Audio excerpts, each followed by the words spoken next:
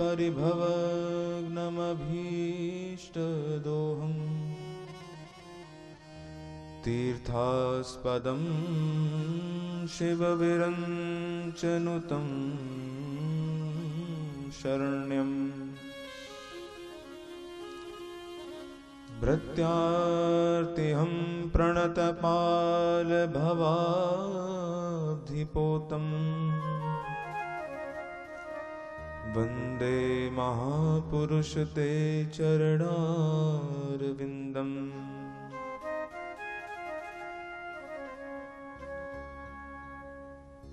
वन्दे राधिकां देवीं किशोरीं माधवस्वामिनीं श्यामां गजगामिनीं चैव त्रिभुवनमोहनमोहिनीं वन्दे नवघनश्यामं पीतकौशेयवाससं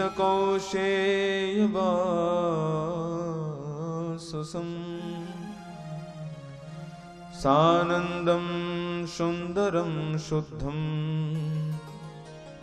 श्रीकृष्णं प्रकृते परम्।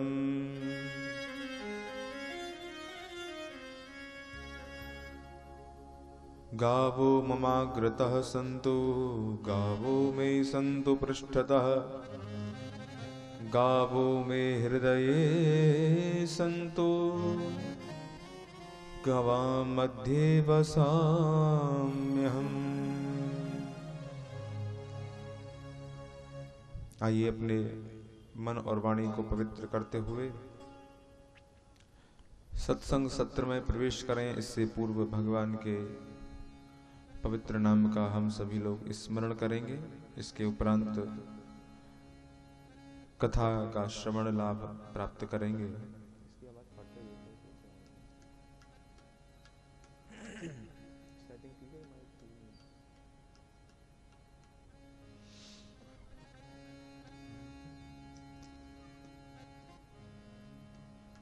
श्री राधा राधा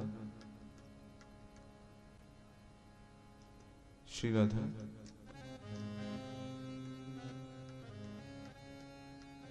जय राधे जय राधे राधे जय राधे जय श्री राधे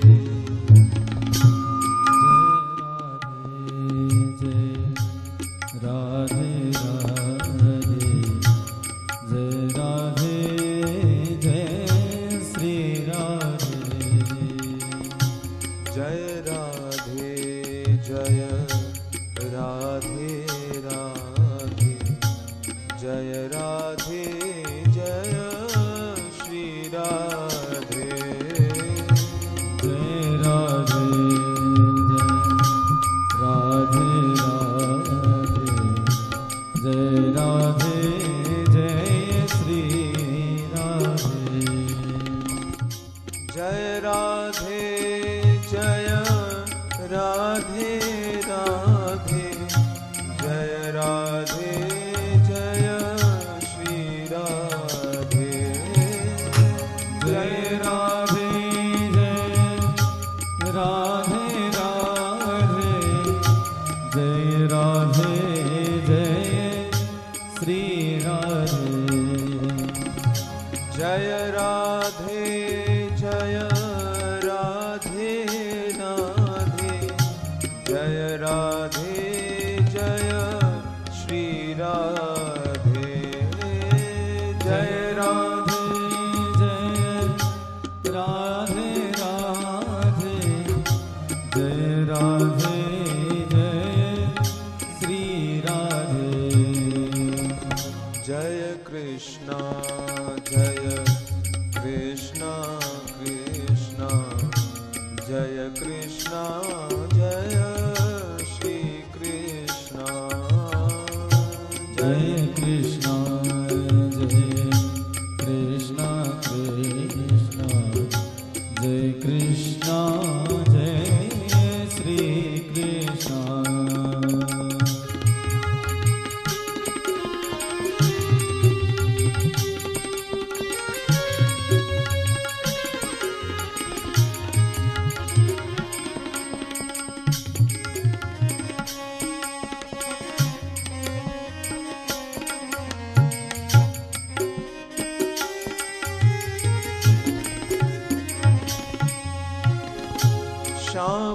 गौरी नित्य किशोरी प्रीतम जोरी श्री राधे। श्यामा गौरी नित्य किशोरी प्रीतम गौरी जय श्यामा। रसिक रसीलो छैल छबीलो गुण गर्वीलो श्री कृष्णा। रसिक रसीलो छैल छबीलो गुण गर्वीलो श्री कृष्णा। जय राधे जय राधे राधे जय राधे जय श्री राधे। जय राधे जय राधे राधे जय राधे जय श्री राधे।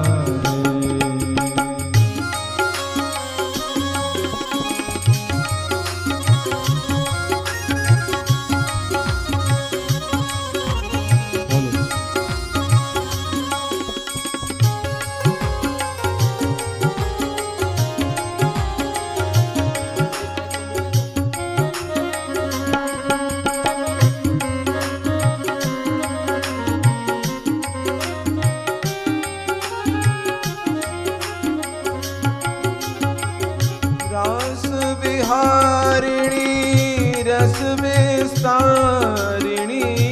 रास विहारिणी रस विस्तारिणी रास विहारिणी रस विस्तारिणी रास विहारिणी रस विस्तारिणी प्रिय उर्धारिणी श्री राधे। प्रिय उर्धारिणी श्री राधे। प्रिय उर्धारिणी श्री राधे। प्रिय उर्धारिणी श्री राधे। नव नव रंगी नवल त्रिभंगी श्याम शुभंगी श्री कृष्णा। नव नव रंगी नवल त्रिभंगी श्याम शुभंगी श्री कृष्णा। जय राधे जय राधे राधे जय राधे जय श्री राधे। जय राधे जय राधे जय श्री राधे।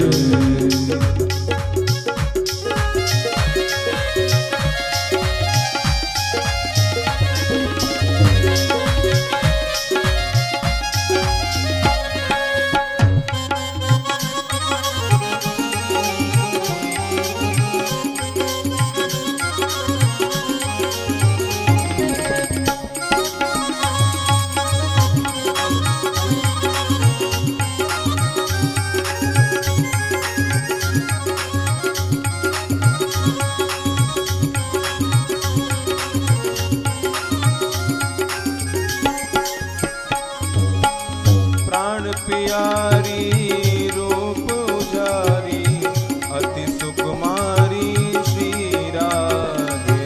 प्राण प्यारी रूप उजारी अति सुकुमारी श्री राधे। नैन मनोहर महामोद कर सुंदर वर तर श्री कृष्णा। नैन मनोहर महामोद कर सुंदर वर तर श्री कृष्णा।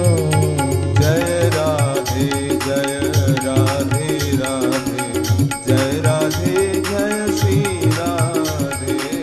जय राधे जय राधे राधे जय राधे जय श्री राधे। हंसा हंसागामिनी राजत रमणी क्रीड़ा कमनी श्री राधे हंसागमनी राजत रमणी क्रीड़ा कमनी श्री राधे रूप रसाला नयन विशाला परम कृपाला श्री कृष्णा रूप रसाला नयन विशाला परम कृपाला श्री कृष्ण।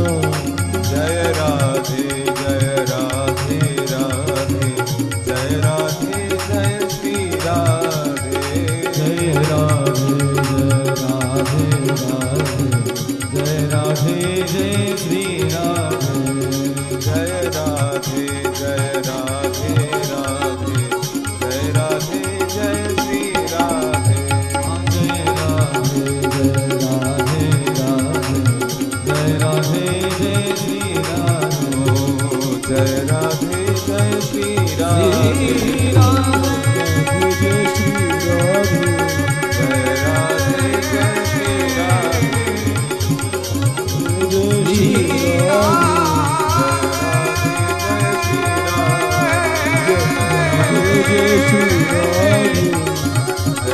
श्री राधे जय श्री राधे श्री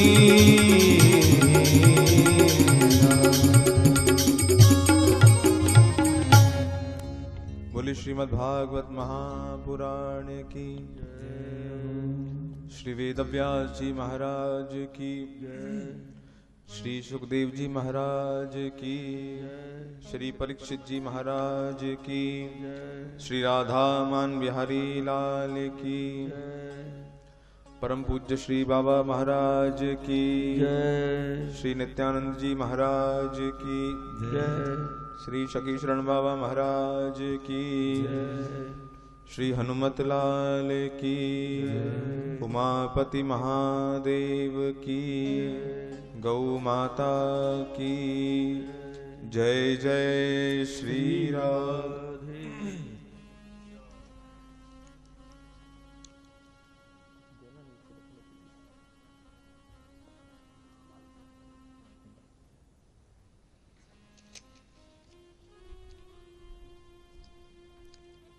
परम करुणा वरुणालय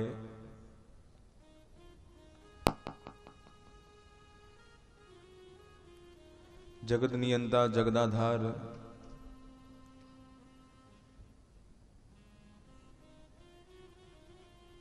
भगवान श्री हरि की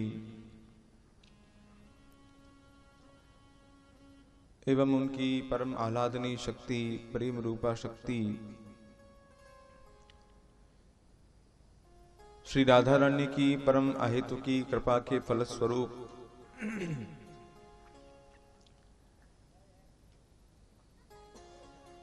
इस वार्षिक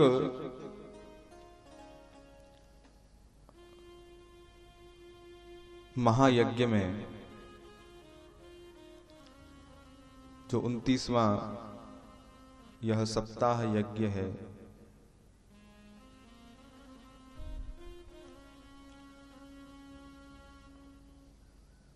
जो पूज्य महापुरुषों के द्वारा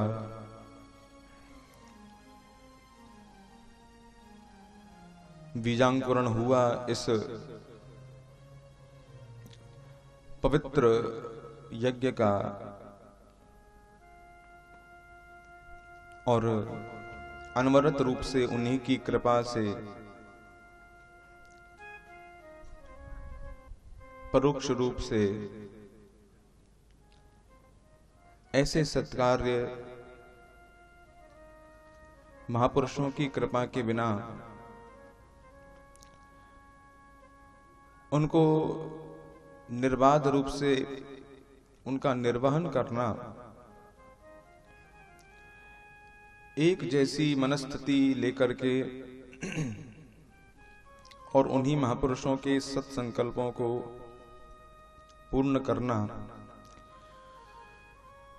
ये उन्हीं की कृपा के बिना असंभव है। श्री वैष्णव सेवा समिति के तत्वावधान में 29वां यह वार्षिक सप्ताह यज्ञ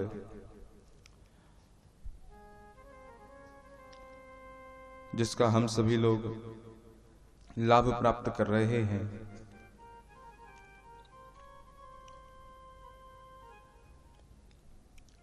एक ऐसी विपरीत परिस्थिति मानव जीवन में उपस्थित हुई जिसने मानव जीवन में काफी उथल पुथल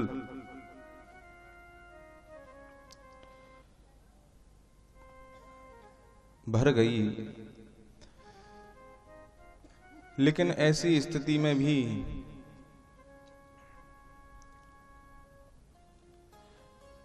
बड़ी निष्ठा पूर्वक ऐसे दिव्य महायज्ञ का निर्वहन करना बड़ी कृपा की बात है।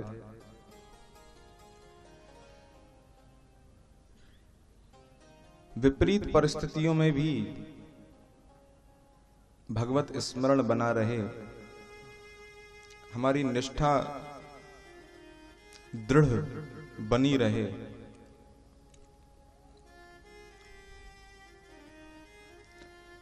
तभी उस भक्त की पहचान होती है कि वो कितने पानी में है।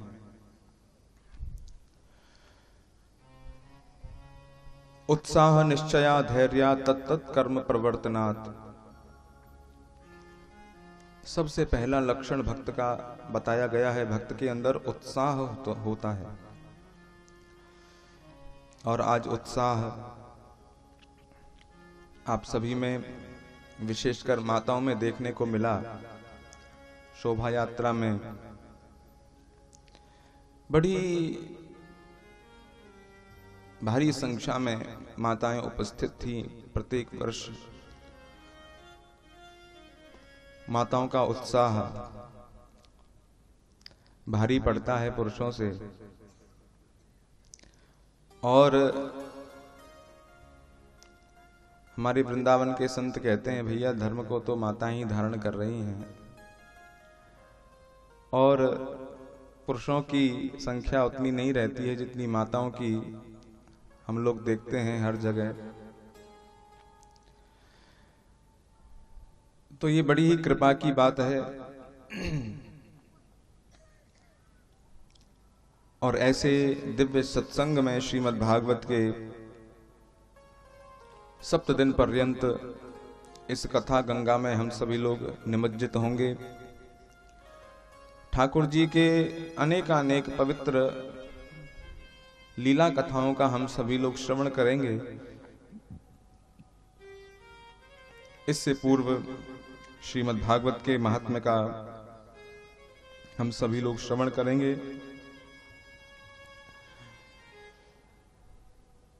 दो जगह श्रीमद् भागवत का महात्म्य वर्णित हुआ है, एक तो स्कंद पुराण में और एक पद्म पुराण में।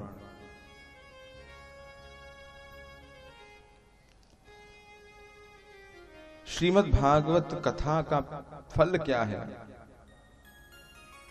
श्रीमद् भागवत कथा का फल एकमात्र यही है, संसार से वैराग्य हो जाए, संसार के लौकिक भोग्य पदार्थों से विरक्ति हो जाए, संसार का वास्तविक स्वरूप हमें पता लग जाए, और संसार में जो हमारा एक मोह का पर्दा हमारे सामने लगा हुआ है वह हट जाए, और शाश्वत विवेक की प्राप्ति हो जाए। यही एकमात्र भागवत का लक्ष्य है, भागवत का फल है।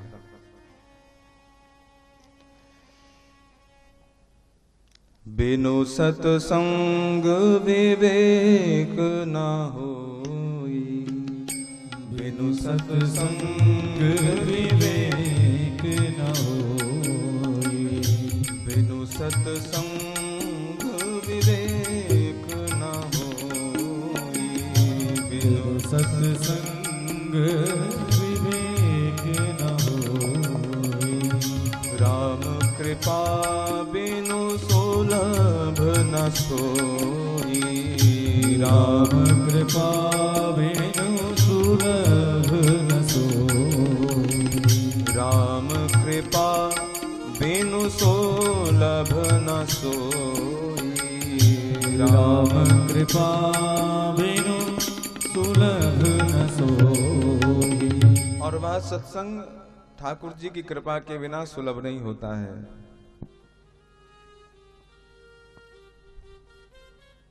ठाकुर जी की जब विशेष कृपा होती है तभी ऐसे पावन कार्य में हमारी रुचि होती है। हम सत्संग सुनने का हमारे अंदर जिज्ञासा उत्पन्न होती है, एक इच्छा उत्पन्न होती है कि अपने कल्याण का कोई साधन किया जाए और इस भव सागर से, भव वैतरणी से हम पार हो सकें। लेकिन यह सत्संग थोड़े समय के लिए नहीं होना चाहिए। जब बहुकाल करिए सत्संगा तबही होए सब संशय भंगा। एक बार सुनने से ये फल प्राप्त नहीं होगा। जब बार बार आप इस कथा को सुनते रहेंगे तभी आपके समस्त जितने भी कलमश हैं, पाप हैं, उनका नाश होगा। संत कहते हैं कथा का फल क्या है? कथा प्रसव रूपिणी होनी चाहिए। कथा से यदि प्रसव नहीं हुआ तो कोई फायदा नहीं है। अर्थात जैसे प्रसव के उपरांत संतान उत्पन्न होती है प्रसव से, तो वैसे ही कथा सुनने का फल क्या है? कथा सुनने का फल यही है कि कथा में हमारी और अधिक रुचि बढ़ जाए और अत्यधिक हमारी प्यास बढ़ जाए। यही कथा का फल है। यदि कथा सुनने से हमारी प्यास और नहीं बढ़ रही है तो इसका तात्पर्य यही है कि अभी कथा ध्यान से नहीं सुनी गई है।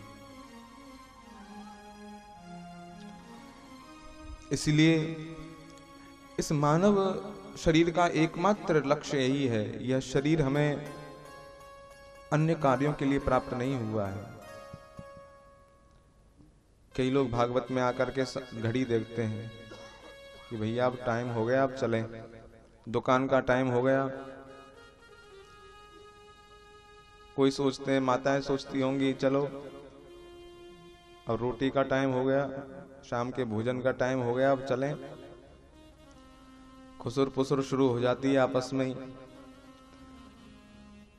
तो ये सब क्या है? इसका तात्पर्य यही है कि हमने अभी जो सत्संग का फल है, वास्तविक रूप सत्संग का वह नहीं समझा है। अरे समय तो इसी के लिए मिला है। ये मानव शरीर भगवान ने हमें सत्संग के लिए ही प्रदान किया है। और जो भी अन्य कार्य हैं वे सभी गौण हैं। बड़े भाग मानुष तन पावा, सुर दुर्लभ सद ग्रंथनि गावा। बड़े भाग्य से यह मानव शरीर प्राप्त होता है जिसको देवगण भी चाहते हैं, देवगण भी लालायित होते हैं जिस मानव शरीर की प्राप्ति के लिए।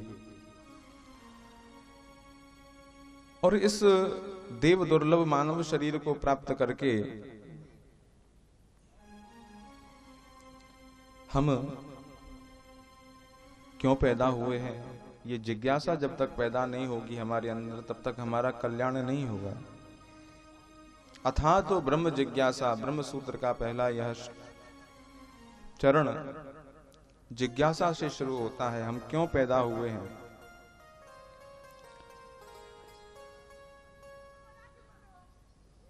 पशुवत हमारा जीवन नहीं हो, जैसे पशु के जीवन का कोई लक्ष्य ही नहीं होता है, कोई ध्येय नहीं होता है।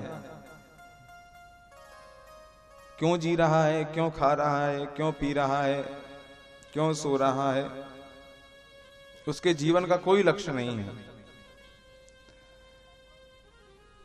वैसा जीवन हमारा ना हो। एक लक्ष्य बनाना चाहिए कि हमारा कल्याण कैसे हो, उस कल्याण का रास्ता क्या है, जिसको योगियों ने, मुनियों ने, हमारे साधु संतों ने, महापुरुषों ने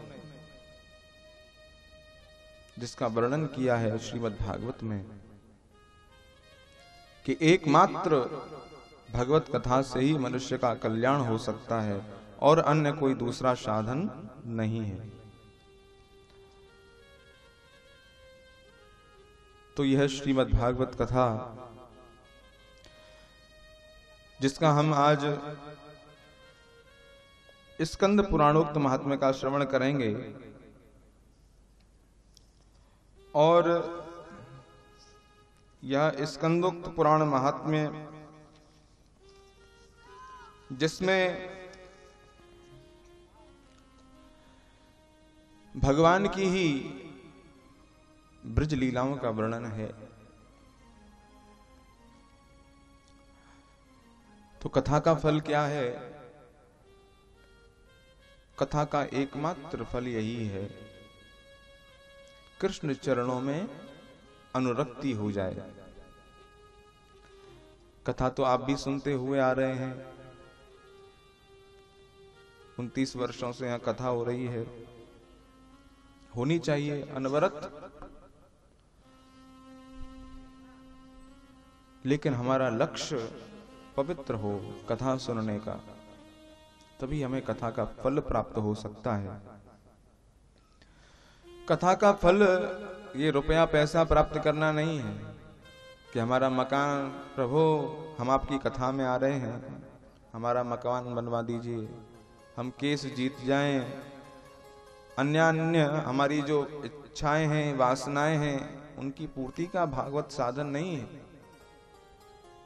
भागवत एकमात्र कृष्ण चरणों में अनुरक्ति हो जाए, भगवत चरणों में हमारा प्रेम हो जाए, यही एकमात्र भागवत का फल है।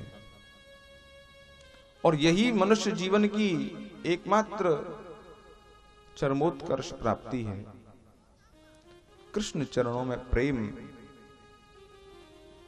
भगवत चरणों में प्रेम हो जाए, उनके नाम के प्रति, उनके भक्तों के प्रति हमारा प्रेम बढ़ जाए, एकमात्र यही भागवत का फल है।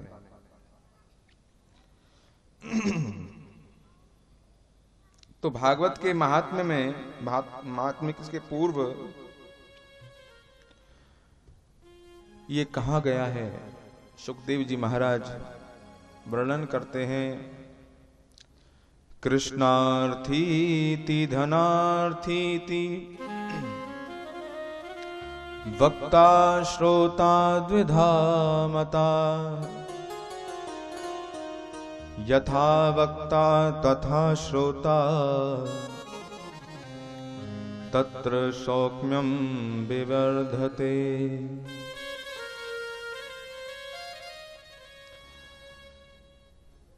वक्ता कैसा होना चाहिए? बोले वक्ता भी कृष्णार्थी होना चाहिए। वक्ता का लक्ष्य भी कथा से धनोपार्जन नहीं होना चाहिए कि खूब सारा धन पैसा मिल जाए, यही कथा का लक्ष्य है। इस लक्ष्य से यदि वक्ता कथा कहेगा तब भी कल्याण नहीं होगा, और यदि श्रोता भी इसी लक्ष्य से कथा सुनेंगे कि हमें भी अर्थ प्राप्त हो जाए अथवा लौकिक हमारी कामनाओं की पूर्ति हो जाए, तब भी कल्याण नहीं होगा। इसीलिए कृष्णार्थीति धनार्थीति, कृष्णार्थी ही वक्ता होना चाहिए और कृष्णार्थी ही श्रोता होना चाहिए, तभी कल्याण संभव है।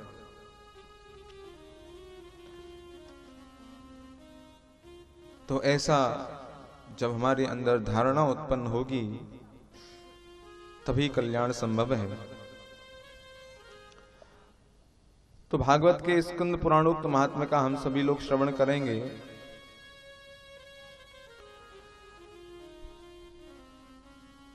भागवत के इस सुंदर प्रसंग का वज्रनाभ जी महाराज, जिनका वर्णन इस स्कंद पुराणोक्त महात्म्य में किया गया है,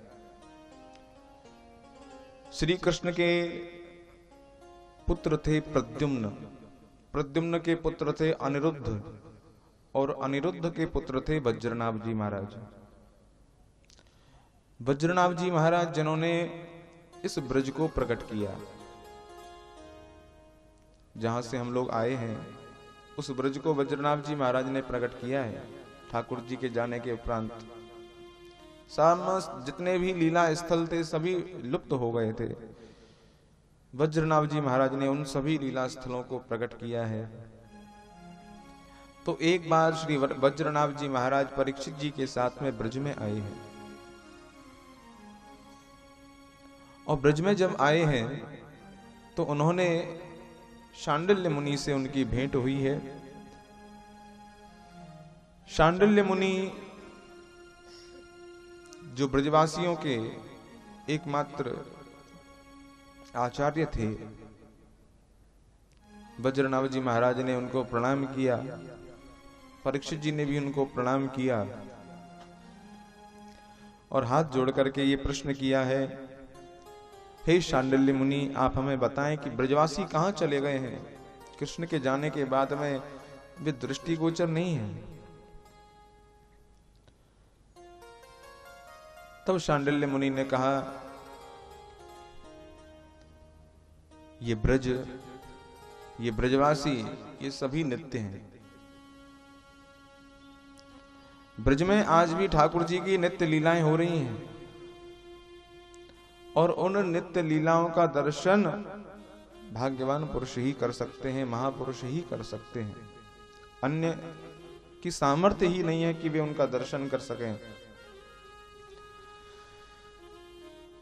और जब ठाकुर जी का प्रागट्य होता है, महापुरुषों के अनुग्रह करने ऊपर संतों की इच्छा से जब ठाकुर जी अवतार लेते हैं, तो वे नित्य लीला से प्रकट लीला में आ जाते हैं। नित्य लीलाएं जो चल रही हैं, अनवरत रूप से ब्रज में जो लीलाएं चल रही हैं, फिर उनसे प्रकट लीला में उनका अवतरण होता है। और प्रकट लीला में आने के उपरांत जब अपने कार्यों को सिद्ध कर लेते हैं, तदुपरांत पुनः नित्य लीला में प्रवेश कर जाते हैं। शांडिल्य मुनि ने जब ऐसा कहा है,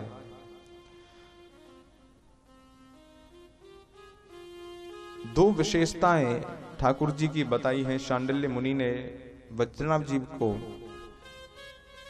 कि भगवान के भक्त भगवान के जो रूप का आस्वादन करते हैं वो दो रूप में करते हैं। एक तो है आत्मा रामो व्याप्त कामो प्रमाक्तैरनुभूयते भक्ता भी अनुभूयते।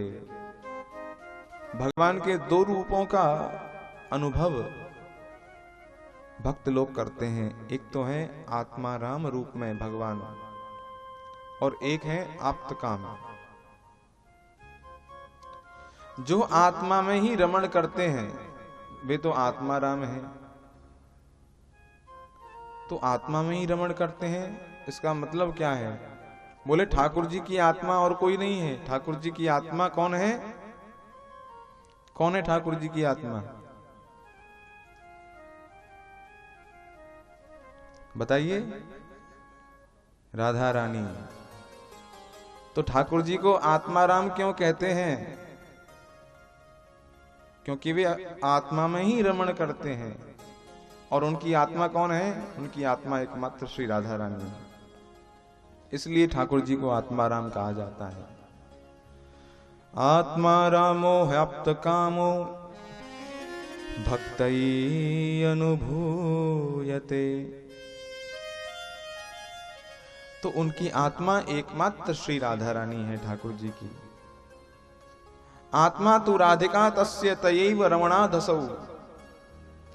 और अपनी आत्मा में भी श्री राधा में ही रमण करने के कारण उनको श्री राधा रमण कहा जाता है। बोले श्री राधा रमण लाल की जय। आत्मा राम तया प्रोक्तम मुनि भी गुह्य वेदी भी। इसीलिए इस गुप्त रहस्य को वेदों ने भी प्रकट किया है। श्री राधा रानी की महिमा को वेदों में भी गाया गया है। और दूसरा रूप कौन सा है ठाकुर जी का? बोले आप्तकाम। इसका मतलब है जिनकी समस्त कामनाएं परिपूर्ण हो चुकी हैं, जिनकी कामनाओं की जो फैक्ट्री है बंद हो चुकी है, वही आप्तकाम है। जिनके अंदर कामनाएं पूरी हो चुकी हैं। तो ठाकुर जी की भी कोई कामना है? ठाकुर जी ने तो ये सारा संसार बनाया है, उसकी रचना की है।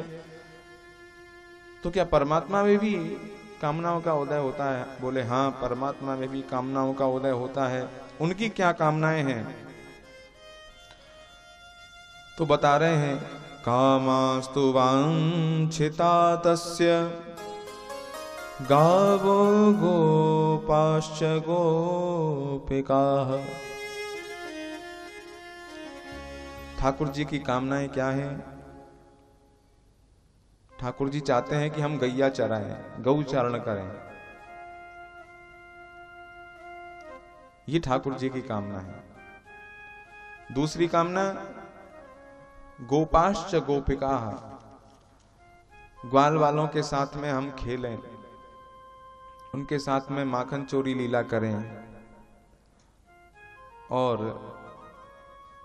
उनके साथ गेंद बच्ची का खेल खेलें, अन्य अन्य खेलों को खेलें। ये ठाकुर जी की इच्छा है। और गोपाश्च गोपिकाः, गोपियों के साथ में महारास करें, ये भी ठाकुर जी की इच्छा है, जो ब्रज में अवतार लिए बिना संभव नहीं है। जब तक ठाकुर जी का ब्रज में अवतार नहीं होगा तब तक ये सब संभव ही नहीं है। तो ठाकुर जी ने इन अवतार लेकर के ब्रज में इन समस्त कामनाओं को पूर्ण किया। इसीलिए ठाकुर जी आप्त काम है, उनकी समस्त कामनाएं पूर्ण हो चुकी हैं। तो इन दो रूपों में भगवान के भक्त ठाकुर जी का स्वरूप अनुभव करते हैं। इसके उपरांत कहते हैं, ये ठाकुर जी की जो भूमि है, ब्रज भूमि, जिसको गौचारण भूमि कहा जाता है, इस ब्रज भूमि की महिमा कैसी है? ब्रज भूमि मोहिनी में जानी, मोहन कुंज मोहन वृंदावन, मोहन जमुना पानी। ये ब्रज की भूमि बड़ी मोहिनी है, जो मनमोहन को भी मोहित कर लेती है, जो मदन मोहन को भी मोहित कर लेती है। ऐसी ब्रज की भूमि की विशेषता बता रहे हैं ब्रज के संत। मोहन कुंज मोहन वृंदावन, मोहन जमुना पानी, मोहन नारी सकल गोकुल की, बोलत मधुरी बानी। और इस गोकुल की नारियां भी, इस ब्रज की नारियां भी बड़ी मधुर हैं, मोहन कर लेती हैं, मोहित कर लेती हैं अपनी मधुर वाणी से। जय श्री भट्ट के प्रभु मोहन नागर, मोहन राधा रानी।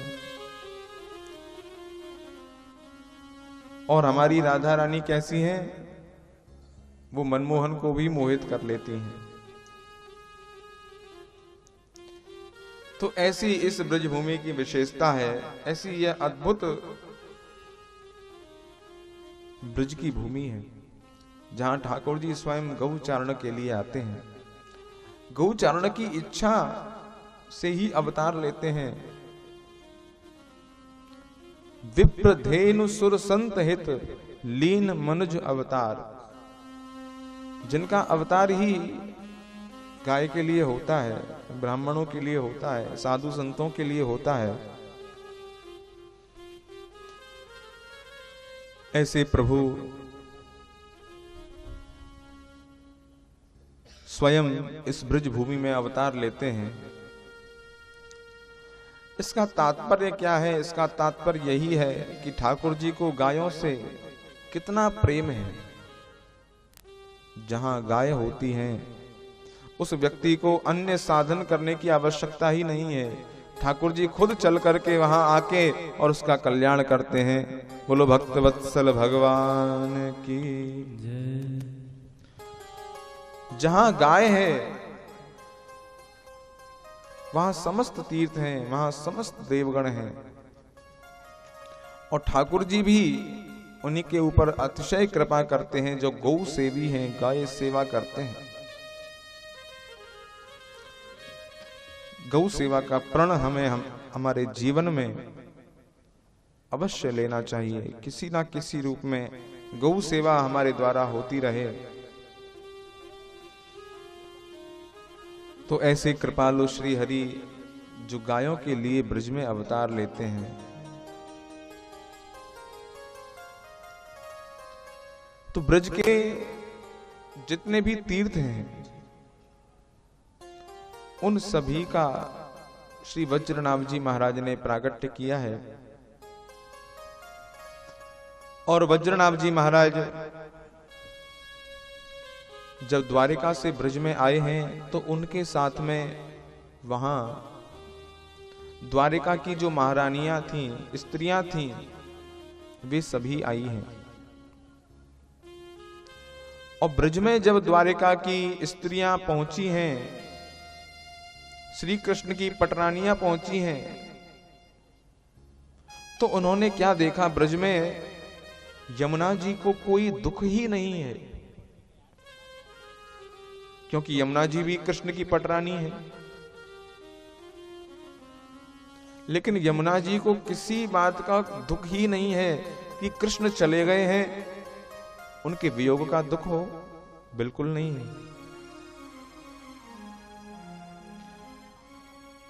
तो उन रानियों ने, महारानियों ने यमुना जी से पूछा है, हे यमुने, कृष्ण चले गए और तुम्हें दुख नहीं है? हम कितनी शोक संतप्त हैं, कितनी दुखी हो रही हैं, तुम्हारे दुखी ना होने का क्या कारण है? तब यमुना जी ने कहा है, हे रानियों, हे महारानियों, आत्मा रामस्य कृष्णस्य ध्रुवमस्तीति राधिका तस्याः दास्य प्रभावेन विरहो मां न संस्पृशेत्। यमुना जी बड़ी सुंदर बात कह रही हैं। हे रानियों, कृष्ण चले गए हैं ये तो मुझे भी पता है, लेकिन मुझे दुख नहीं है, क्योंकि मैंने कृष्ण के जाने के बाद में श्री राधा रानी का दासत्व प्राप्त कर लिया है। और राधा रानी का जब से मैंने दासत्व प्राप्त किया है तब से मुझे किसी प्रकार का कोई दुख नहीं है, क्योंकि श्री राधा रानी की कृपा से यमुना जी का भी नित्य लीला में प्रवेश हो गया है। और उस नित्य लीला में प्रवेश हो जाने से यमुना जी को वियोग का दुख रहता ही नहीं है, सदैव संयोग में रहती हैं। तस्याह दासत्व प्रदानेन, इसीलिए इस ब्रज में श्री राधा रानी की कृपा के बिना ठाकुर जी की कृपा प्राप्त करना बड़ा ही असंभव है। श्री राधा रानी की कृपा जब प्राप्त होती है तभी कृष्ण कृपा प्राप्त होती है, क्योंकि आत्मा तो कृष्ण की राधा रानी ही है। आत्मा तो राधिका तस्यैव रमणादसौ। तो इस प्रकार से जब द्वारिका की रानियों ने श्री यमुना जी से पूछा है कि राधा रानी का दासत्व, उनकी दासता हमें कैसे प्राप्त हो जो आपको प्राप्त हुई है, तब बताया है यमुना जी ने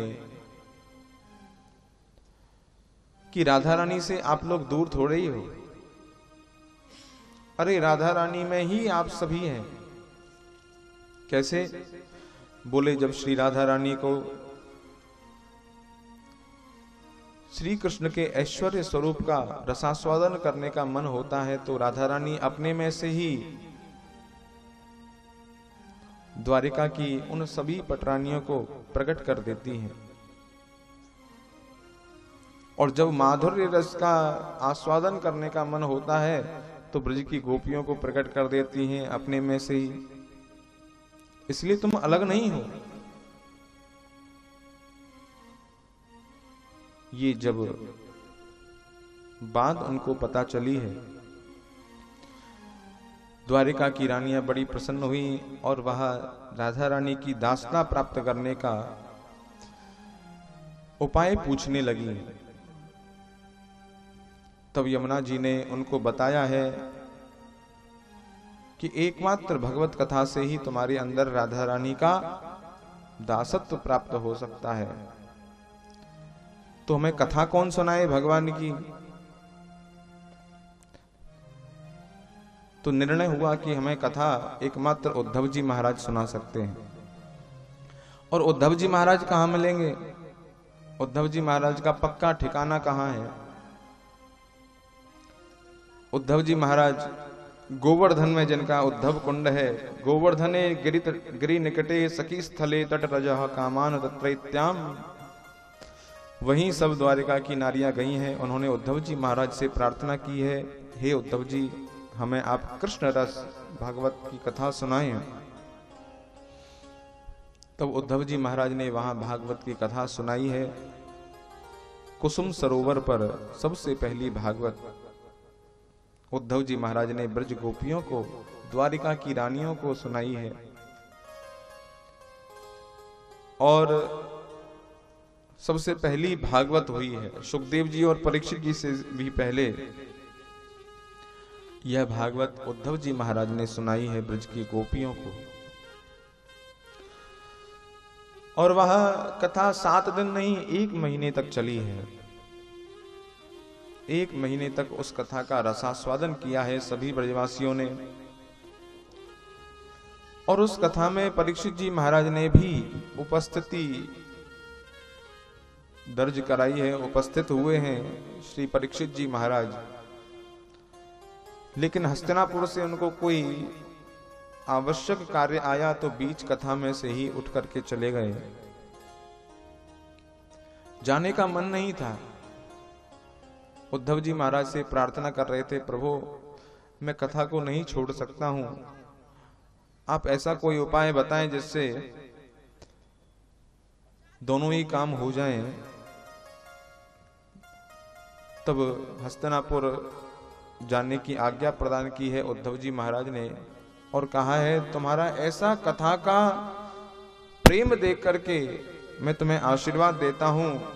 नंद नंदन रूपस्तु श्री शुको भगवान ऋषि, स्वयं श्री सुखदेव जी महाराज तुम्हें नंद नंदन के जो रूप हैं प्रकट होकर के तुम्हें भागवत की कथा सुनाएंगे। बोले श्री सुखदेव जी महाराज की। उनके ऐसे विशेष प्रेम को देख करके भागवत के प्रति, भगवान की कथाओं के प्रति उनको ऐसा आशीर्वाद प्राप्त हुआ। नंद नंदन रूपस्तु भगवान ऋषि, साक्षात सुखदेव जी महाराज ही उस कथा का श्रवण कराएंगे। और उन्हीं के आशीर्वाद से सुखदेव जी महाराज ने परीक्षित को उनके अंतिम समय में कथा का पान कराया है। सबसे पहले सुखदेव जी महाराज ने परीक्षित को, फिर गोकर्ण जी ने धुंधकारी को, तत्पश्चात सनकादिक मुनीश्वरों ने नारद जी महाराज को इस कथा का श्रवण कराया है। इस कथा के श्रोता कैसे होने चाहिए? श्रोताओं के 4 उत्तम गुणों का वर्णन करते हुए कहते हैं कि कथा के अंदर, कथा पंडाल में बैठ करके कैसे कथा सुने। उन 4 उत्तम प्रकार के श्रोताओं का वर्णन किया गया है। सबसे पहले हैं चातक। जैसे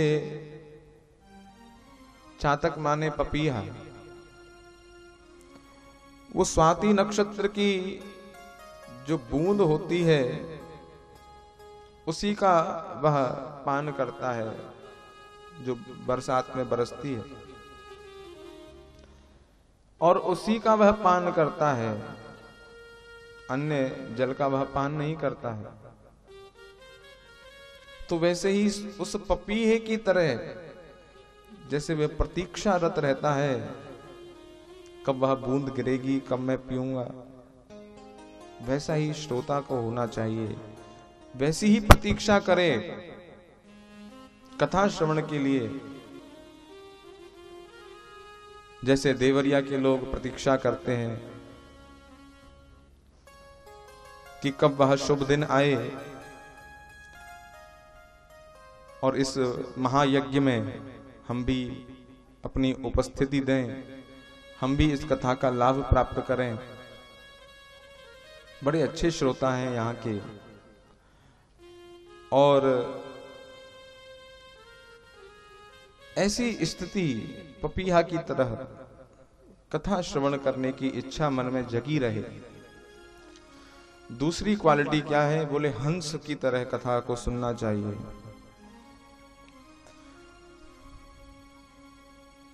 जैसे हंस अपनी चोंच को जल में और जल मिश्रित दूध में डालता है, तो चोंच को डालते ही जो पानी है और दूध है सर्वथा पृथक हो जाता है। वैसे ही कथा में कई बार ऐसी बातें होती हैं जो समझाने के उद्देश्य से कही जाती हैं, लेकिन उनको ग्रहण नहीं करना चाहिए। हंस की तरह होना चाहिए। जो हमारे जीवन में उपयोगी बातें हैं उनको ग्रहण करें। और तीसरे श्रोता कौन होते हैं? बोले शुक। तोता की तरह कथा का श्रवण करते हैं। जैसे तोता को कुछ सुनाया, सुनते ही वह याद कर लेता है और उसी को रटता रहता है बार बार बार बार।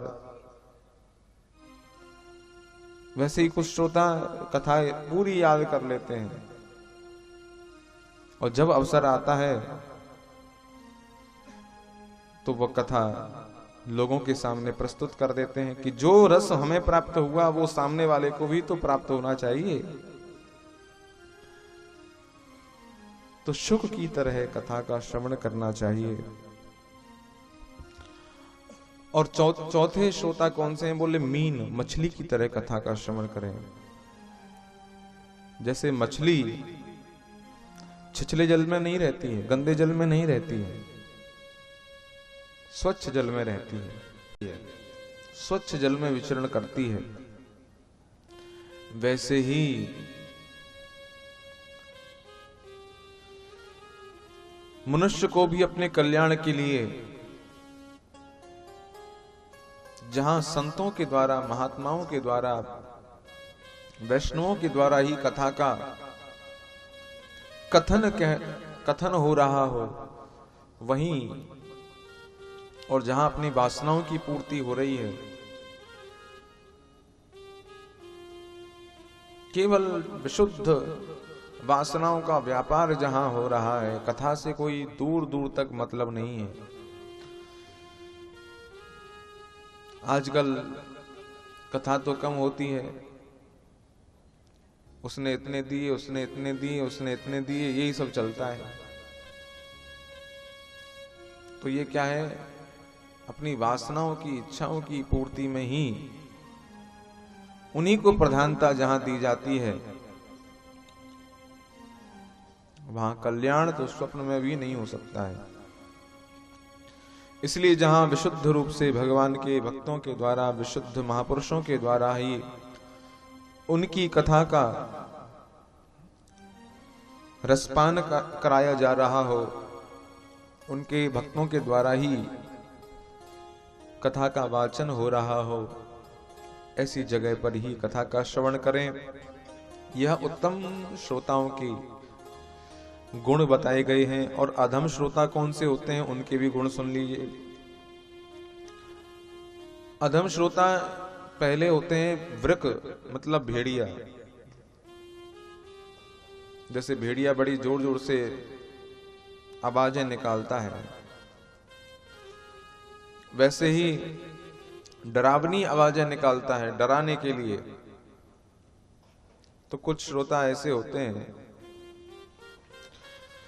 जो डरावनी आवाज निकालते हैं, बड़ी ही जोर जोर से लोगों को कह करके समझाते हैं कि आज हमने कथा सुनी है, बताते हैं लोगों को, जिससे जो शांति प्रिय जैसे जीव होते हैं वन में, भेड़िया आवाज करे तो भाग जाते हैं।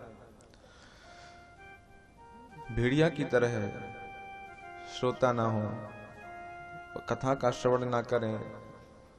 दूसरे होते हैं भूखंड, जो केवल दूसरों को ज्ञान देने के लिए थोड़ी देर कथा में सुने और फिर ज्ञान बांटना शुरू हो जाते हैं। फिर उनका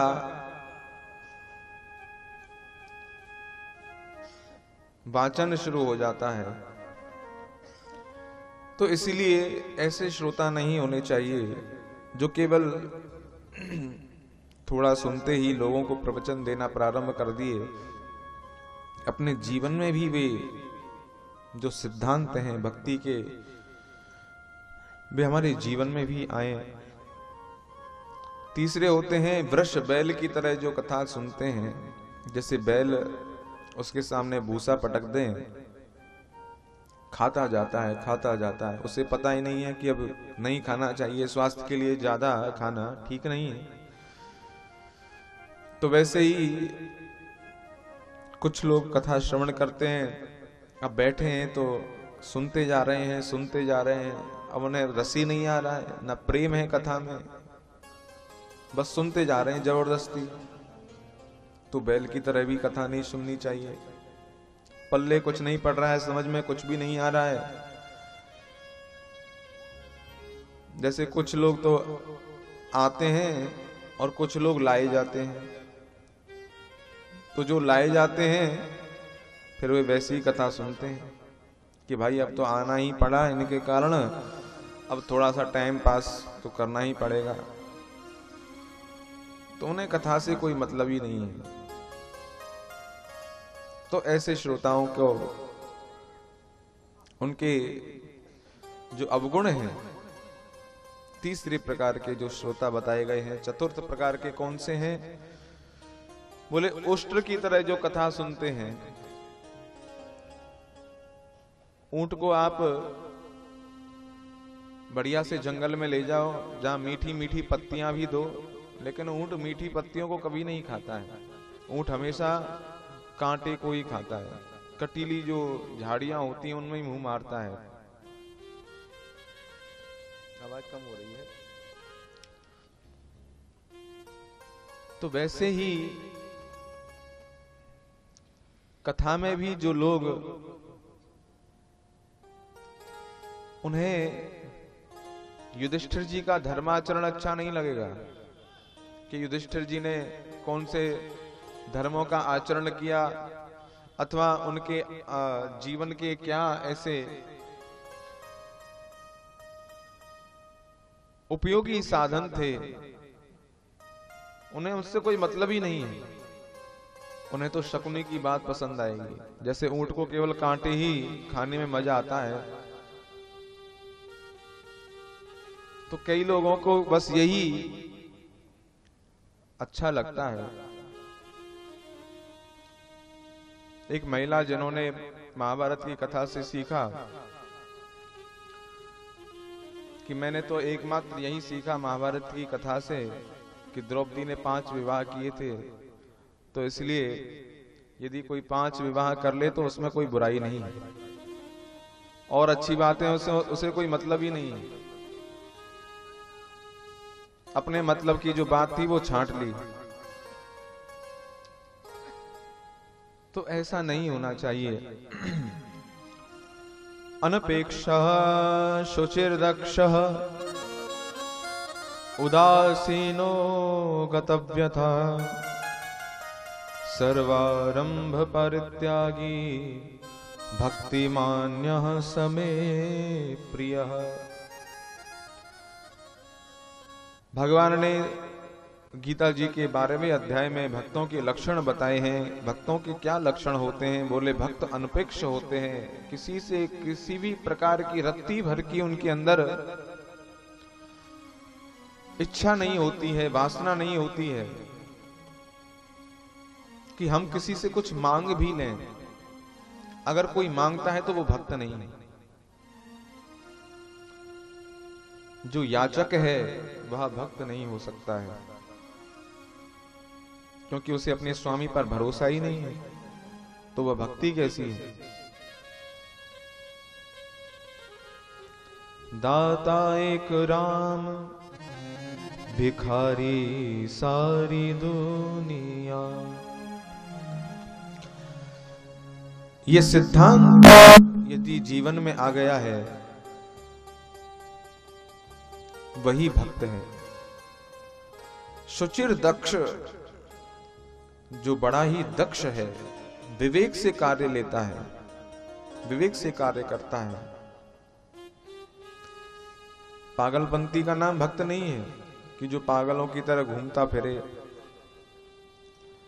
अथवा कोई वेश बना लिया उसी का नाम भक्त है। बोले नहीं, दक्ष बड़ा ही श्रेष्ठ होना चाहिए भक्ति मार्ग पर चलने के लिए। चतुरता से कार्य करे, चातुर्य होना चाहिए भक्त के अंदर। तो ऐसे श्रोताओं के लक्षण बताए गए हैं। अधम श्रोताओं के और उत्तम श्रोताओं के जो लक्षण थे वे श्री उद्धव जी महाराज ने स्कंद पुराणोक्त महात्म्य में उनका वर्णन किया है। और इस प्रकार से स्कंद पुराणोक्त महात्म्य की हमने संक्षिप्त में चर्चा श्रवण की है। अब पद्म पुराणोक्त जो महात्म्य है जिसका हम वर्णन कर रहे हैं, जिसका प्रायः श्रवण किया जाता है,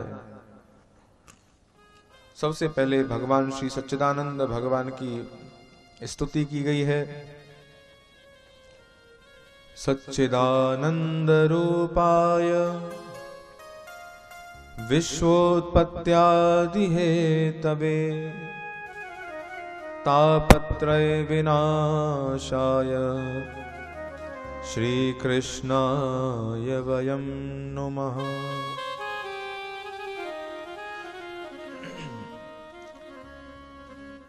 सच्चिदानंद, सत कौन है? बोले जिसका विनाश नहीं होता है वही सत है। और जो नष्ट हो जाता है वो सत नहीं हो सकता है। संसार की जितनी वस्तु पदार्थ हैं वे सभी नष्ट हो सकते हैं, हो जाते हैं। सुबह जो भोजन पकाया गया शाम तक वह बासी हो जाता है, और ऐसे ही भोजन से हमारा शरीर पुष्ट हुआ है। जो भोजन सुबह को बनाया और शाम को नष्ट हो गया, ऐसे ही भोजन से हमारा शरीर यह पुष्ट हुआ है। तो ये सत कैसे हो सकता है? ये सत नहीं हो सकता है। हम जो कुछ भी अपनी इंद्रियों से अनुभव कर रहे हैं, अनुभूत कर रहे हैं, वे सब नाशवान पदार्थ हैं। चाहे हम जो आंख से देख रहे हैं वस्तु पदार्थ, वे सब भी नाशवान हैं। हम जो हाथ से छू रहे हैं वो भी नष्ट होने वाले हैं। हम जो सुन रहे हैं वो भी नष्ट होगा।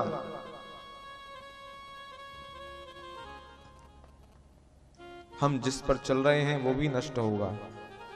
हम जो पहन रहे हैं वो भी नष्ट होगा। हम जो खा रहे हैं, पी रहे हैं, सब नष्ट होने वाला है। तो इस नाशवान संसार में सत्ता किसी की है? यदि सत्ता है तो एकमात्र उसी परमात्मा की है। ठाकुर जी की सत्ता है जिसने इस संसार को बनाया है। सत कहिए जो बिन से नाही, चित चैतन्य सकल घट माही। सत उसे ही कहा जाता है जिसका कभी नाश नहीं होता है, जो सदा सर्वदा के लिए शाश्वत बना रहता है। शाश्वत जिसकी सत्ता रहती है, जो आज भी है, कल भी था और आगे भी रहेगा, वही सत है। चिद माने क्या होता है? बोले चिद चैतन्य सकल घट माही। हमारे अंदर जो चेतना है, हमारी आंख देख पा रही है, उसके अंदर जो चेतना शक्ति है, हमारे कान सुन पा रहे हैं, उसमें जो चैतन्य है, हमारे शरीर के रोम रोम में जो चैतन्यता आई है, वो ठाकुर जी ही हैं। चिद चैतन्य सकल घट माही, अथवा उसे ज्ञानी लोग ज्ञान के रूप में भी कहते हैं कि हमारे अंदर जो ज्ञान का प्रकाश है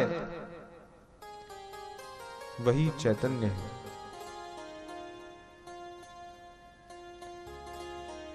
और तीसरा गुण क्या है? बोले वह भगवान आनंद स्वरूप है। आनंद घट घट करे आनंदा, ताको नाम सच्चिदानंदा।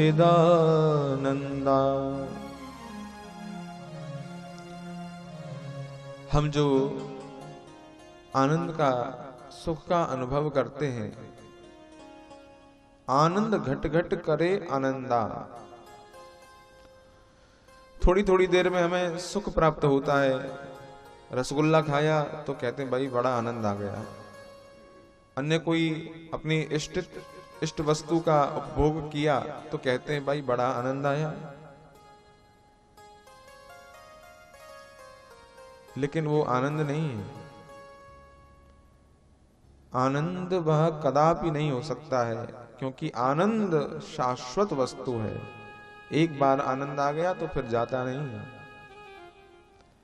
यह है सुखानुभूति। सुख की जो अनुभूति हुई, जिसे हम आनंद कहते हैं। सुखानुशयी रागः दुखानुशयी द्वेषः। सुख की अनुभूति होते ही फिर हमें कहते हैं भाई बड़ा आनंद आया, क्योंकि सुख चला जाता है फिर दुख आता है। मीठा ज्यादा खा लिया तो फिर शुगर हो जाएगी। तो ये क्या है? ये कोई आनंद थोड़ा ही था। आनंद कभी दुख तो देता नहीं है। तो तुम्हारे मिठाई ने तो तुम्हारा शुगर बढ़ा दिया, दुख बढ़ा दिया तुम्हारा। लेकिन आनंद कभी दुख नहीं देता है। वह सुख है जिसका हम लोग अनुभव करते हैं। लेकिन भगवान की भक्ति में, भगवान के नाम में और प्रभात फेरी में जो लोग जाते हैं, वे लोग उस आनंद का अनुभव कर सकते हैं। जो भगवान के नाम का आश्रय लेते हैं, जिनकी कथाओं में जिनको आनंद आता है, वे ही उस आनंद का अनुभव कर सकते हैं। पृथु जी महाराज, जिनका चरित्र हम सुनेंगे, जिन्होंने भगवान की कथाओं का श्रवण करने के लिए प्रभु से कहा, प्रभु मेरे कानों में ऐसी शक्ति प्रदान करें कि 10,000 कानों के बराबर मेरी शक्ति आ जाए और मैं आपकी कथाओं का श्रवण करूं। तो ये क्या था? ये वही आनंद उनको प्राप्त हुआ था। और आनंद का स्वरूप क्या है? आनंद आनंदाम्बुधिवर्धनम पूर्णामृता स्वादनम सर्वात्म स्नपनम परम विजयते श्री कृष्ण संकीर्तनम। आनंद बढ़ता ही है, कभी घटता नहीं है। आनंदाम्बुधिवर्धनम प्रतिपदम, पग पग पर आपको आनंद बढ़ता ही रहेगा, एक बार आ गया तो। पूर्णामृता स्वादनम, और पूर्ण रूप से अमृत का अनुभव होगा। जिस अमृत का सुखदेव जी महाराज ने जिन देवताओं को लौटा दिया था, जिस तुच्छ अमृत का विनिमय करने के लिए देवगण आए थे सुखदेव जी महाराज के पास में, कि आप जो अमृत परीक्षित को पिला रहे हैं वह अमृत आप हमें पिला दें, और हम जो ये अमृत लेकर के आए हैं इसे आप परीक्षित को पिला दें। लेकिन भाई ये अमृत कोई साधारण अमृत थोड़ा ही था जो सुखदेव जी महाराज पान करा रहे थे। यह जो अमृत है, याए पिए सो अमर है जाए, नाम रस मीठो है। यह वही नाम रूपी अमृत है जिसका पान करने से मनुष्य अमृतत्व को प्राप्त हो जाता है। यह लब्ध्वा पुमान सिद्धो भवति अमृतो भवति तृप्तो भवति। जिसको प्राप्त करके मनुष्य सिद्ध हो जाता है, अमृतत्व को प्राप्त हो जाता है, ये वही अमृत है, भगवान के नाम का अमृत, जिसे सुखदेव जी महाराज ने परीक्षित को पिलाया है। तो वही आनंद उस अमृत का पान करने में आता है। तो ऐसे सच्चिदानंद भगवान को हम प्रणाम करते हैं। इसके उपरांत सुखदेव जी महाराज की स्तुति की गई है। यम प्रव्रजन्तमनुपेतमपेत कृत्यम द्वैपायनो विरह कातर आजुहावः पुत्रेति तन्मयतया तरवोऽभिनेदो तं सर्वभूतहृदयं मुनिमानतोऽस्मि। श्री सुखदेव जी महाराज को प्रणाम किया गया है। जो परव्रजंतम अनुपेतम वन की ओर जो सुखदेव जी महाराज भागते जा रहे हैं, दौड़ते जा रहे हैं, और उनके पीछे पीछे व्यास जी महाराज दौड़ते जा रहे हैं। पुत्रेति तन्मयतया, अरे पुत्र, अरे सुखदेव, कहां दौड़े जा रहे हो, कहां दौड़े जा रहे हो। ऐसा कहते कहते व्यास जी महाराज सुखदेव जी के पीछे पीछे दौड़ रहे हैं। और वहां उपस्थित जितने भी वृक्ष हैं उन सभी ने शुकोहम शुकोहम कि मैं ही सुखदेव हूं, मैं ही सुखदेव हूं, क्योंकि सुखदेव जी के अंदर जो आत्मा थी वो उन सब वृक्षों में भी थी। तो उन सभी वृक्षों ने व्यास जी को उत्तर दिया है कि आप चिंता ना करें, हमारे अंदर भी सुखदेव हैं, हमारे अंदर भी सुखदेव हैं। इस प्रकार से ऐसे सर्वभूत हृदय निवास करने वाले श्री सुखदेव जी महाराज को प्रणाम किया गया है। शौनक जी महाराज कहते हैं, सूत जी महाराज से हाथ जोड़ करके प्रार्थना करते हैं। अज्ञान ध्वांत विध्वंस कोटि सूर्य समप्रभा। हे सूत जी महाराज, आपका ज्ञान करोड़ों सूर्यों के समान है, जो हमारे अंधकार को नष्ट कर सकता है।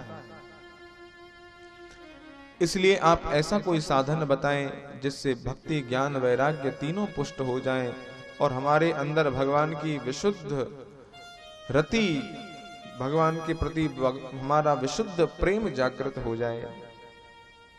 कथाएं तो हमने बहुत सारी सुन ली हैं, लेकिन अब आप कथाओं का सार हमें सुनाएं।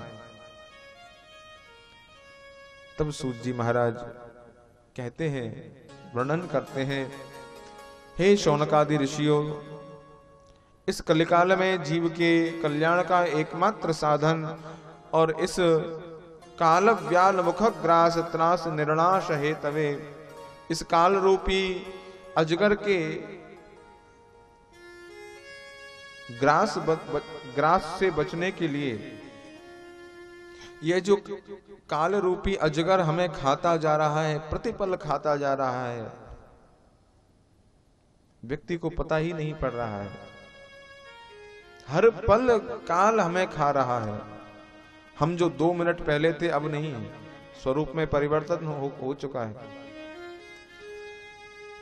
चाहे वह परिवर्तन सूक्ष्म रूप में ही हुआ है, लेकिन परिवर्तन अवश्य हुआ है और हम मृत्यु की ओर अग्रसित हो रहे हैं। तो ऐसे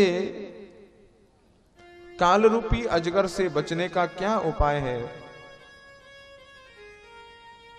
आज किसी को ग्रसा, कल किसी को ग्रसा, आगे और किसी को ग्रसेगा। उससे बचने का उपाय क्या है? और इस प्रकार से सूत जी महाराज बता रहे हैं, उससे बचने का एकमात्र उपाय है श्रीमद् भागवत शास्त्र। श्रीमद् भागवतम शास्त्रम कलौकीरेण भाषितम्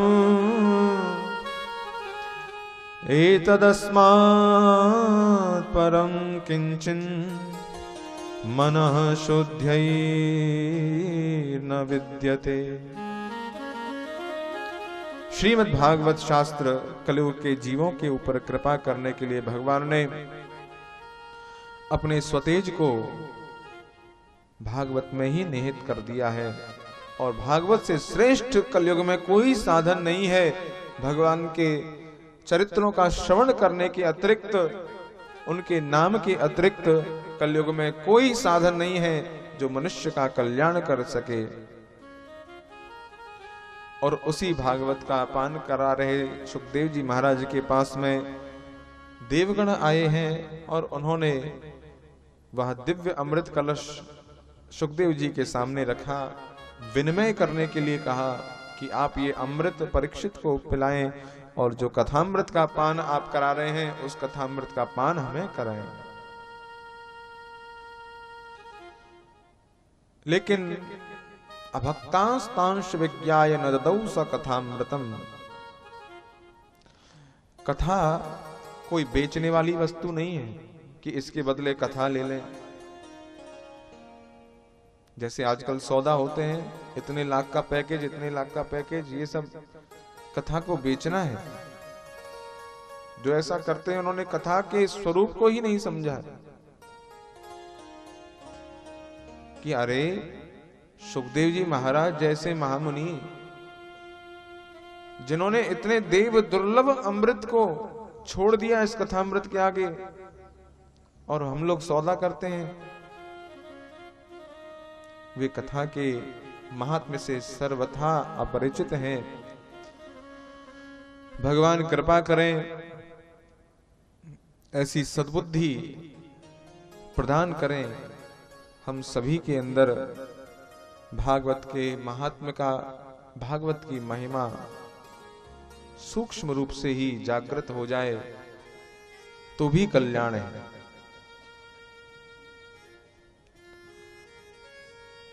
तो एवं विनिमय जाते सुधा राज्ञा प्रपीयताम अभक्तांस्तांश विज्ञाय। देवताओं को अभक्त जान करके सुखदेव जी महाराज ने इस कथामृत का पान नहीं कराया है। और इसी भागवत को हे शौनकादि ऋषियों, एक बार सनकादिक मुनीश्वरों ने नारद जी को सुनाया है। कहां सुनाया, कैसे सुनाया, कारण पूछने पर सूत जी महाराज वर्णन कर रहे हैं। एक बार नारद जी इस पृथ्वी लोक पर विचरण कर रहे थे। हरिक्षेत्र, प्रयाग, काशी, गोदावरी, श्रीरंग, सेतुबंध आदि तीर्थों में भ्रमण करते करते श्री नारद जी महाराज पहुंचे हैं भारत भूमि में, जहां उन्होंने देखा कि लोग अधर्म का आचरण कर रहे हैं। सर्वत्र कलयुग का साम्राज्य है। लोग पाखंडी हो गए हैं। न योगी नैव सिद्धो वा, न ज्ञानी सत्क्रियो न रह। न कोई ज्ञानी है, न कोई योगी है, न कोई सन्यासी है। कली दावानले नाद्य। कलयुग की इस दावानल में सभी साधन भस्म हो गए हैं। अट्टशूला जनपदा शिवशूला द्विजातया। सभी तीर्थ क्षेत्रों में पाखंडी लोगों ने उनके ऊपर अपना स्वामित्व जमा लिया है। लोग कन्याओं को बेचने लगे हैं। इस कलयुग में लोग अन्न को बेचने लगे हैं। कन्या विक्रयणो लोगा लोभा दंपत्ति नाम च कलकनम। लोभ के ब्याज से लोग न जाने क्या क्या करने लगे हैं। इन सब को देखते हुए नारद जी महाराज पहुंचे हैं वृंदावन की पावन भूमि पर। और वहां नारद जी ने एक बड़ा ही आश्चर्य देखा। एक युवती जिसके पास में दो वृद्ध पुरुष लेटे हुए हैं, बड़ी जोर से रोदन कर रही है। और उस स्त्री की कई देवियां सेवा कर रही हैं। यह दृश्य देखते ही नारद जी महाराज को बड़ा आश्चर्य हुआ कि ये कौन है। उत्सुकता हुई मन में, चलो चल करके जाने तो सही कौन है। नारद जी महाराज उस देवी के पास में पहुंचे हैं, उस स्त्री के पास में पहुंचे और नारद जी को देखते ही वह स्त्री खड़ी हो गई। और नारद जी महाराज उस देवी का परिचय पूछ रहे हैं, हे देवी तुम कौन हो। उस स्त्री ने बताया, अहम भक्तिरितिक्षाता इमौ मे तनयौ मतौ ज्ञान वैराग्य नामानौ काल योगेन जर्जरौ। हे नारद जी, मेरा नाम भक्ति है और ये दो वृद्ध पुरुष मेरी बगल में जो लेटे हुए हैं ये ज्ञान और वैराग्य हैं। ये मेरे पुत्र हैं, लेकिन ये दोनों बूढ़े हो चुके हैं और मैं अभी भी जवान हूं। मैं द्रविड़ देश में उत्पन्न हुई, कर्नाटक में वृद्धि को प्राप्त हुई, कहीं कहीं महाराष्ट्र में मुझे सम्मान प्राप्त हुआ, लेकिन जब से गुजरात गई, गुर्जर प्रदेश में गई, तब से बुढ़ापे ने मुझे घेर लिया। गुजरात की बड़ी दयनीय दशा थी पहले भक्ति दृष्टि से, लेकिन जब से श्री नरसिंह मेहता जी का जन्म हुआ है गुजरात की पावन धरा पर, तभी से वह धरा, तभी से वह भूमि पुण्यवती हो गई है। उसकी महिमा और भी अधिक बढ़ गई। तो भक्त जहां अवतार ले लेते हैं, जिस भूमि में भक्त का जन्म हो जाता है, वह भूमि पुण्यवती हो जाती है, तीर्थ रूपा हो जाती है।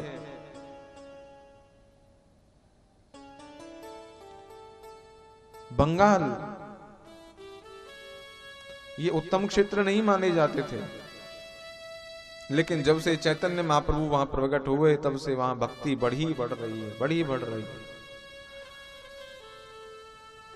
भक्तों का जहां जन्म हो जाए, उस धरा का तो कहना ही क्या। तो इसलिए भक्त बालक यदि पैदा हो रहा है, तो वह आपका ही नहीं, आपके समस्त कुल का ही नहीं, आपके समस्त क्षेत्र का उद्धार कर रहा है। सूर्य की तरह होते हैं भक्त, जिनका प्रकाश संपूर्ण जगत में फैल जाता है। इसलिए माँ बाप तो यही चाहते हैं बच्चा पढ़ लिख करके कोई अफसर बने, कोई डॉक्टर बने, कोई अच्छी पोस्ट पर लगे।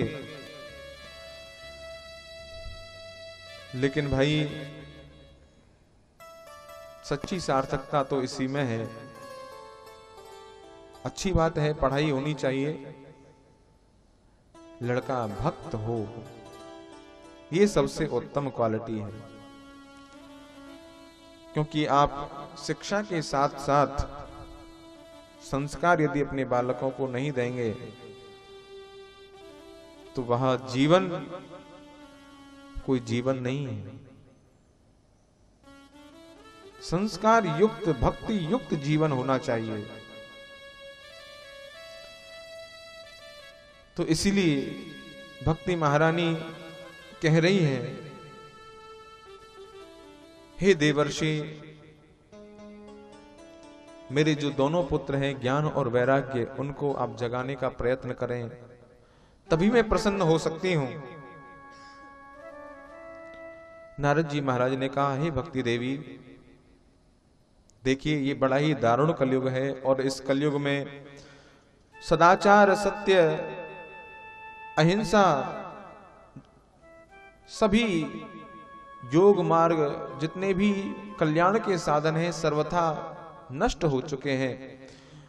इस कलयुग में धन्यम वृंदावनम तेन भक्तिर नृत्यति यत्र च, एकमात्र ऐसा ये वृंदावन धाम है जिसके संयोग से आप पुनः नव युवती तरुणी हो चुकी हो। धन्य है वह वृंदावन धाम जिसके पावन संयोग से, हे भक्ति महारानी, आपको यौवनावस्था प्राप्त हुई है, आप जवान हो गई हैं। तो हम सभी लोग भी उस वृंदावन की पावन भूमि में अपने मन को ले चलते हैं, जिसके संयोग से भक्ति महारानी पुनः नव युवती हो गई। बोले श्री वृंदावन धाम की।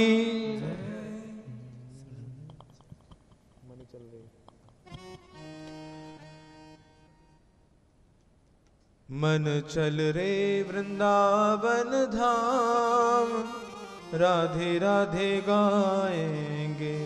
मन चल रे वृंदावन धाम, राधे राधे गाएंगे। मन चल रे वृंदावन धाम, राधे राधे गाएंगे। मन चल रे वृंदावन धाम, राधे राधे गाएंगे। मन चल रे वृंदावन धाम, राधे राधे गाएंगे। चल रे वृंदावन धाम, राधे राधे गाएंगे। राधे राधे गाएंगे, श्यामा श्यामा गाएंगे। राधे राधे गाएंगे, श्यामा श्यामा गाएंगे। राधे राधे गाएंगे, श्यामा श्यामा गाएंगे। राधे राधे गाएंगे, श्यामा श्यामा गाएंगे। मन चल रे वृंदावन धाम, राधे राधे गाएंगे।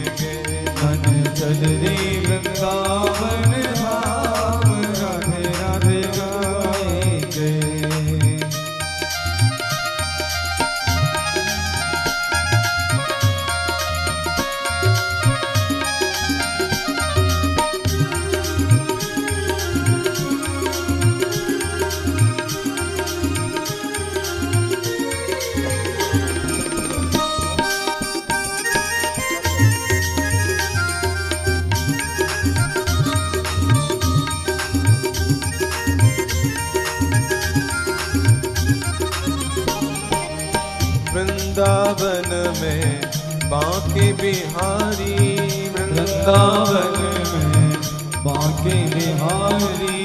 ओढ़ के बैठो कांवरिया काली, ओढ़ के बैठो कंवरिया कारी। ओढ़ के बैठो कांवरिया कारी, ओढ़ के बैठो कंवरिया कारी। तुझे मिले वही विश्राम, राधे राधे गाएंगे। तुझे मिले वही विश्राम, राधे राधे गाएंगे। मन चल रे वृंदावन धाम, राधे राधे गाएंगे। मन चल रे वृंदावन धाम, राधे राधे गाएंगे।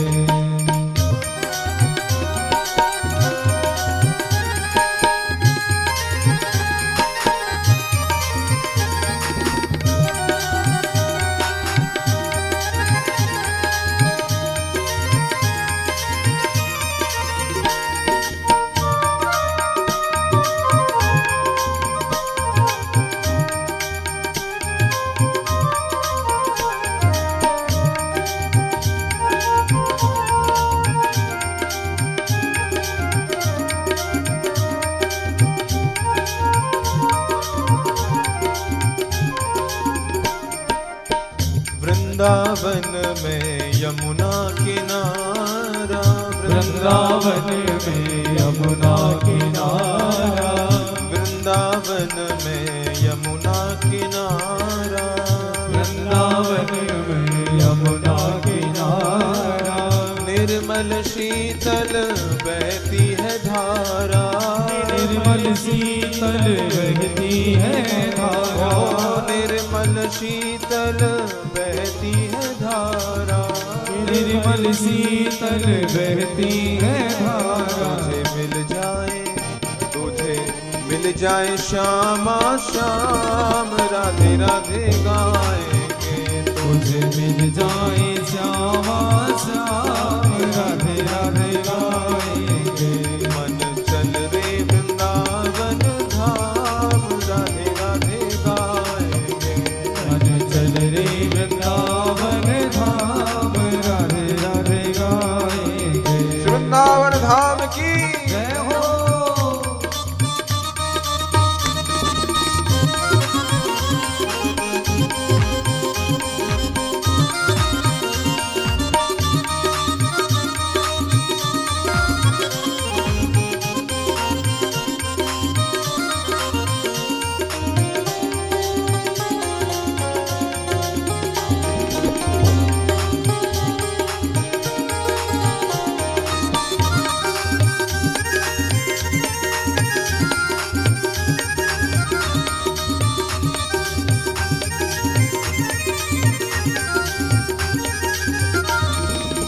है निधि वन की शोभा न्यारी, है निधि वन की शोभा न्यारी। है निधि वन की शोभा न्यारी, है निधि वन की शोभा न्यारी। हरिदास जो के बांके बिहारी, हरिदास जो के बांके बिहारी। हरिदास जो के बांके बिहारी, हरिदास जो के बांके बिहारी। तेरे बन जाए, जय हो। तेरे बन जाए बिगड़े काम, राधे राधे गाएंगे। तेरे बन जाए बिगड़े काम, राधे राधे गाएंगे। मन चल रे वृंदावन धाम, राधे राधे गाएंगे। मन चल रे वृंदावन धाम, राधे राधे गाएंगे। ओ राधे राधे गाएंगे, क्षमा क्षमा गाएंगे। राधे राधे गाएंगे, क्षमा क्षमा गाएंगे। राधे राधे गाएंगे, क्षमा क्षमा गाएंगे। राधे राधे गाएंगे, क्षमा क्षमा गाएंगे। मन चल रे वृंदावन धाम, राधे राधे गाएंगे।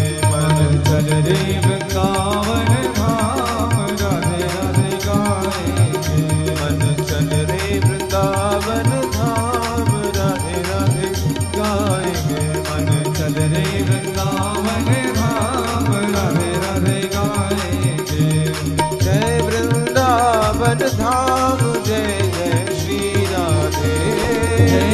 वृंदावन धाम जय जय श्री राधे। जय वृंदावन धाम जय जय श्री राधे। जय वृंदावन धाम जय जय श्री राधे। महारानी को गाम जय जय श्री राधे। महारानी को गाम जय जय श्री राधे। महारानी को गाम जय जय श्री राधे। महारानी को गाम जय जय श्री राधे। जय जय श्री राधे। जय जय श्री राधे। जय जय श्री राधे। जय जय श्री राधे। जय वृंदावन धाम जय जय श्री राधे। जय वृंदावन धाम जय जय श्री राधे। बड़ो प्यारो प्यारो धाम जय जय श्री राधे। बड़ो प्यारो प्यारो धाम जय जय श्री राधे। जय जय श्री राधे। जय जय श्री राधे। जय जय श्री राधे। जय जय श्री राधे। बोले वृंदावन धाम की जय।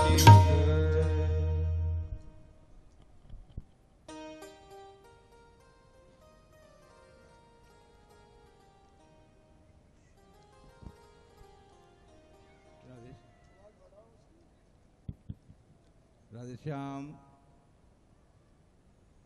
एक विशेष सूचना प्रतिवर्ष की भांति आप देख ही रहे हैं, सामने महाराज जी बैठे हुए हैं। सायंकालीन सत्संग 7:30 बजे से 9:30 बजे तक प्रतिवर्ष की भांति। हाँ, आज विशेष दिवस भी है। बड़ी खुशी की बात है, आज बाबा महाराज श्री श्री रमेश बाबा जी महाराज का आज जन्म दिवस है, तो वो मनाया जाएगा।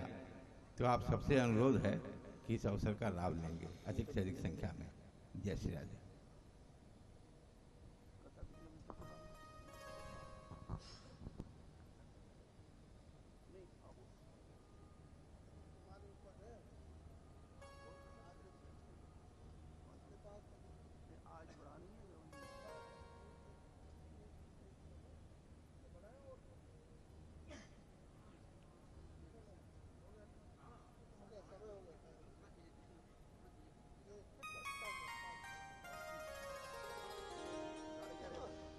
बोले श्री भक्ति महारानी की जय हो। श्री वृंदावन धाम की जय हो। तो ऐसी इस वृंदावन की पावन महिमा और भी भक्ति महारानी के पावन प्रसंगों का हम सभी लोग कल श्रवण करेंगे। भक्ति महारानी के दुख की निवृत्ति कैसे हुई, कैसे ज्ञान वैराग्य पुनः तरुणावस्था को प्राप्त हुए हैं, और अन्य भगवत चर्चाओं का हम सभी लोग कल श्रवण करेंगे। समय से आप सभी लोग कथा श्रवणार्थ यहाँ उपस्थित हो जाएं। क्या समय है कथा का?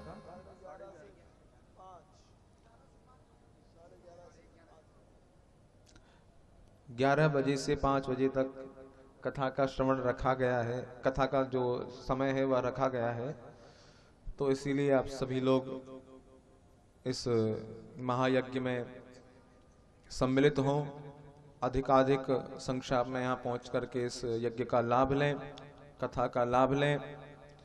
और जैसे प्रत्येक वर्ष आप सभी लोग एक दूसरे को बताते हैं, वैसे तो बताने की जरूरत नहीं है, आवश्यकता नहीं है, सभी को पता रहता है, लेकिन फिर भी आपको बताने का जो पुण्य है वह प्राप्त होगा।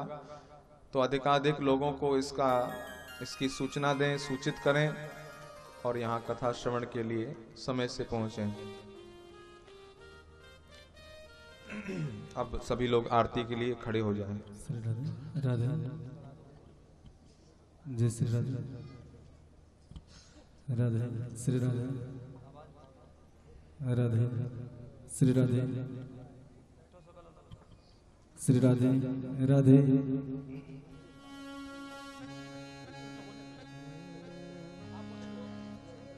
आरती अति पावन पुराण की, आरती अति पावन पुराण की, आरती अति पावन पुराण की, आरती अति पावन पुराण की। ज्ञान भक्ति वैराग्य खान की, धर्म भक्ति विज्ञान खान की। महापुराण भागवत निर्मल, महापुराण भागवत निर्मल। सुख मुख विगलित निगम कल्प फल, सुख मुख विगलित निगम कल्प फल। परमानंद सुधा रसमय कल, परमानंद सुधा रसमय कल। लीला रति रस रस निधान की, लीला रति रस रस निधान की। आरती अति पावन पुराण की, आरती अति पावन पुराण की। कलिमल मथनी त्रिताप निवारिणी, कलिमल मथिन त्रिताप निवारिणी। जन्म मृत्यु भय भव भयहारिणी, जन्म मृत्युमय भव भयहारिणी। सेवत सतत सकल गुण खानी, सेवत सतत सकल सुमहोषधि हरि चरित गान की, सुमहो सदे हरि चरित गान की। आरती अति पावन पुराण की, आरती अति पावन पुराण की। विषय विलास विमोह विनाशिनी, विषय विलास विमोह विनाशिनी। विमल विराग विवेक विकासिनी, विमल विराग विवेक विकासिनी। भगवत तत्व रहस्य प्रकाशिनी, भगवत तत्व रहस्य प्रकाशिनी। परम ज्योति परमात्म ज्ञान की, परम ज्योति परमात्म ज्ञान की। आरती अति पावन पुराण की, आरती अति पावन पुराण की। परमहंस मुनि मन उल्लासिनी, परमहंस मुनि मन उल्लासिनी। रसिक हृदय रस रास विलासिनी, रस की हृदय रस रास विलासिनी। भक्ति मुक्ति रति प्रेम सुदासिनी, भुक्ति मुक्ति रति प्रेम सुदासिनी। कथा अकिंचन प्रिय सुजान की, कथा अकिंचन प्रिय सुजान की। आरती अति पावन पुराण की, आरती अति पावन पुराण की। श्रीमद्भागवत पुराण पुरुषोत्तमाय नमः। आरार्तिक्यं समर्पयामि जलेन शीतलीकरणं पुष्पै देवाभिवन्दनम् आत्मा परमात्माभिवन्दनम्। ओम मा द्योः शान्तिरन्धरिक्षगुं शान्तिः पृथिवी शान्तिरापः शान्तिरोषधयः शान्तिः वनस्पतयः शान्तिर्विश्वे देवाः शान्तिर्ब्रह्म शान्तिः सर्वगुं शान्तिः शान्तिरेव शान्तिः सा मा शान्तिरेधे। मन्त्रपुष्पाञ्जलि। हरिः ओम्। जजियेन जयमयन्त देवास्तानि धर्माणि प्रथमान्यासन्न ते हनाकं महिमानः सजन्त यत्र पूर्वे साध्याः सन्ति देवाः। हरिः ओम्। एकदन्ताय विद्महे वक्रतुण्डाय धीमहि तन्नो दन्ति प्रचोदयात्। हरिः ओम्। नन्दनन्दनाय विद्महे यशोदानन्दनाय धीमहि तन्नः कृष्णः प्रचोदयात् नानासुगन्धपुष्पाणि यथा कालोद्भवानि च पुष्पाञ्जलिर्मया दत्तो गृहाण परमेश्वरः श्रीमद्भागवत पुराण पुरुषोत्तमाय नमः मंत्र पुष्पाञ्जलिं समर्पयामि। बोलिए श्रीमद्भागवत महापुराण की जय व्यास जी महाराज की जय हो सुखदेव जी